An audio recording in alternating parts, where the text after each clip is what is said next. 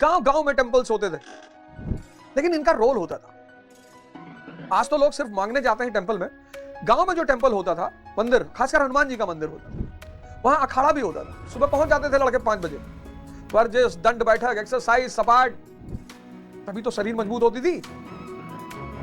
ध्यान कराया, योग कराया, पूजा पाठ कराई, तो टेंपल का समाज में योगदान होता था, इसलिए लोग टेंपल को दान देते। टेंपल्स का एक अलग स्थान है भारत में। आर्किटेक्चर, जब हम कल्चर का पोर्शन पढ़ेंगे तो उसमें आर्किटेक्चर पढ़ेंगे पूरा अलग से। आर्किटेक्चर दो चीज बताता है। एक तो फिलॉसफी बताता है, जो मैं बता चुका हूं पहले ही, कि एक पर्टिकुलर पीरियड की फिलॉसफी क्या थी, डोमिनेंट फिलॉसफी। और दूसरा प्रॉस्पेरिटी बताता है। अब एग्जांपल के तौर पे ऋग वैदिक पीरियड, लेटर वैदिक पीरियड, यहां आर्किटेक्चर में कुछ मिलेगा नहीं। एक तो ट्राइबल इकोनॉमी, सब्सिस्टेंस, खाने को पैसा नहीं, बनाएंगे कहां। और दूसरा वैदिक धर्म जो है वो रिचुअल पे बेस्ड है। रिचुअल के लिए किसी प्लेस को बनाने की कोई जरूरत नहीं। 6th सेंचुरी बीसी में आर्कियोलॉजिकल एविडेंस तो नहीं है, लेकिन लिटरेरी है। यहां से तुम देखोगे स्तूप बनना शुरू हो जाएगा। बुद्धिज्म की फिलॉसफी का सेंट्रल है स्तूप। फिर मौर्य पीरियड में अशोक के बारे में कहा जाता है कि 84,000 स्तूप्स बनवाए उसने, विहार, स्तूप, चैत्यास। फिर पोस्ट मौर्य में, मौर्योत्तर काल में अगर तुम देखो तो इन सारे चीजों का पीक पर पहुंच गया। लेकिन यहीं पर एक चीज और शुरू होगी, टेंपल्स। यहीं पर एक और चीज शुरू हो जाएगी, टेंपल शुरू हो जाएंगे। अब टेंपल जो है वो ब्राह्मणिज्म के इंटीग्रल पार्ट है।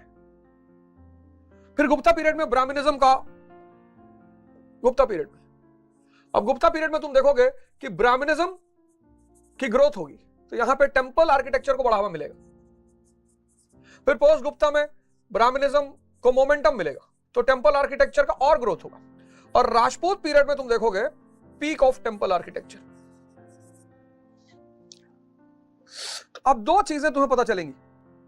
और हिंदुस्तान के इतिहास में टेंपल्स जो है प्री मॉडर्न पीरियड से पहले वो भारतीय समाज, राजनीति और अर्थव्यवस्था का सेंटर थे। ये ट्रेड करते थे, ये बैंक का काम करते थे, कल्चरल प्रमोशन करते थे।